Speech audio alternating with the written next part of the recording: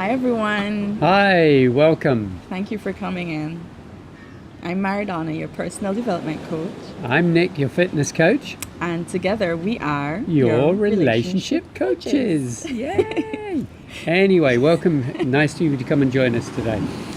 Yes. Today- Today our topic is Going to be talking about how we share how we share our financial goals and how we map it out, Yeah. what we're going to be doing, what etc. exactly we do.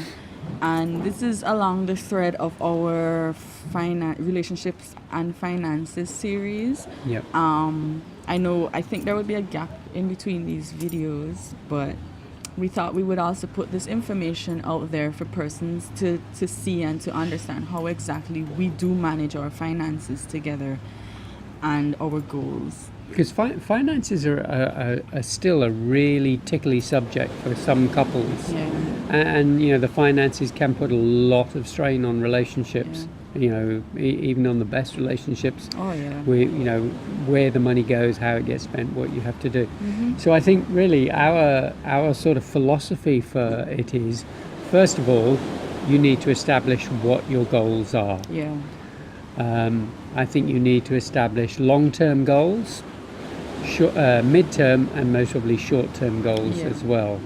So when he says goals, he doesn't mean a goal of getting money or getting finances. It's understanding, do I want to open a nail technician shop in the next 3 months? Is buying a boat on our list of things that we want. So things like that are what you need to sit down with your partner and really have an in-depth conversation with. And at this point you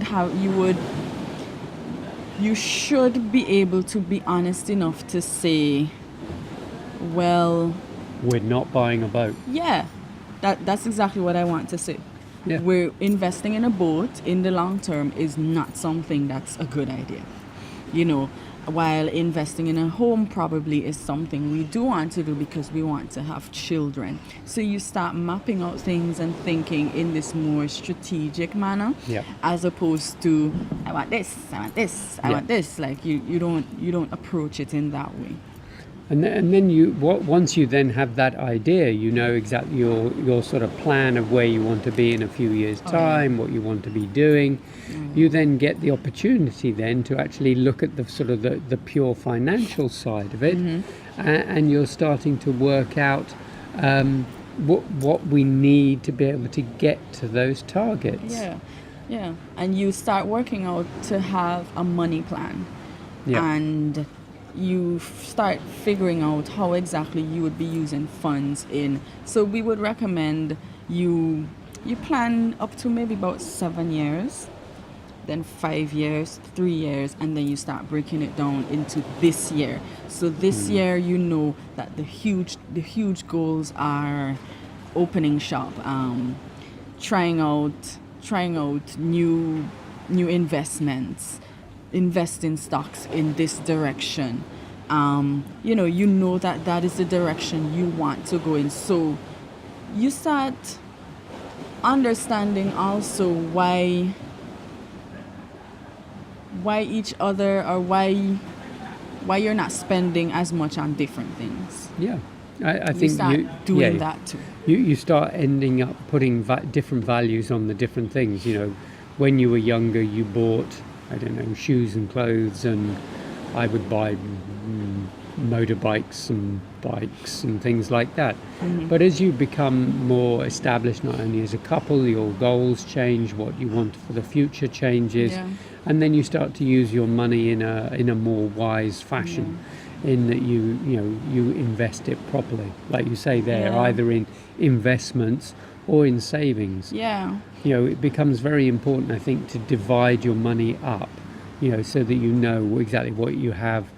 I know we're going to do one about this later in more detail, but you know that you need X amount of money to pay this, you needed this to pay that, you need this that needs to go into your savings and holidays. I think you get to a point where you then as a couple, you know you're saving toward this, so you may start deciding, okay, we're both gonna put our money toward this, and then there would be personal goals that you have for yourself, and then depending on how you decide to manage your accounts, your personal account would then have money and funds going towards that other goal, which is mainly for you because it's, let's say, a certificate in copywriting and Instagram use, something more personal for you, or a certificate in something that is more to do with, I don't know, something very personal for you, use speaking French, playing an instrument, and you might say, okay,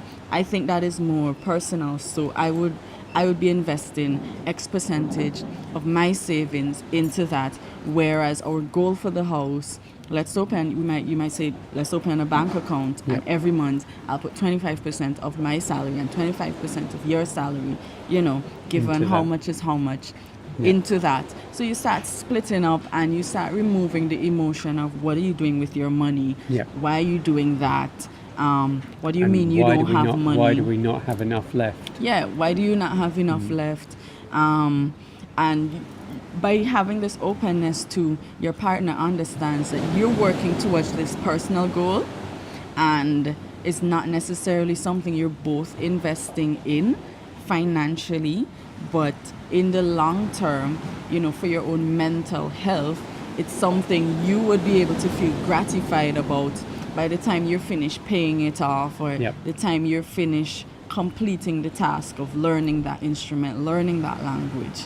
So I think that really helps, and that's how we put together our goals, our financial goals. Yep.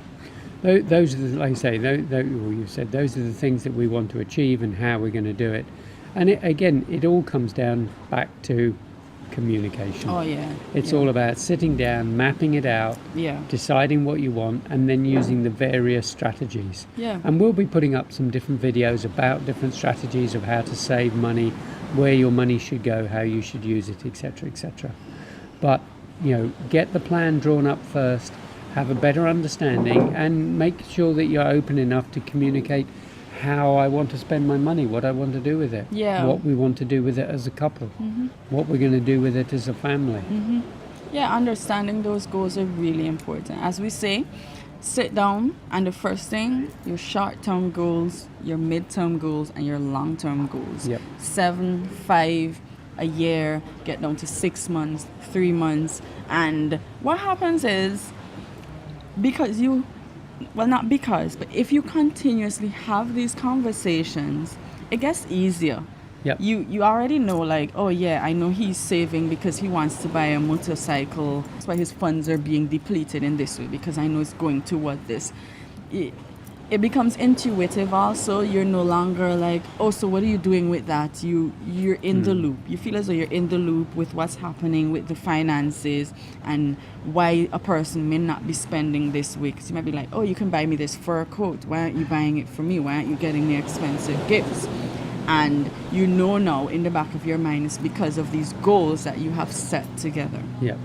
And it does make things to be a lot more stable when you have the same path. It does. All right. So thank you for coming in. Thank you for listening. Leave a comment. So we have the like button, we have the subscribe button, and there'll be another video as well that you can watch and learn and see different things. Guys, thank you very much for joining us on our channel. It's been great to see you. Take care. Bye. Bye.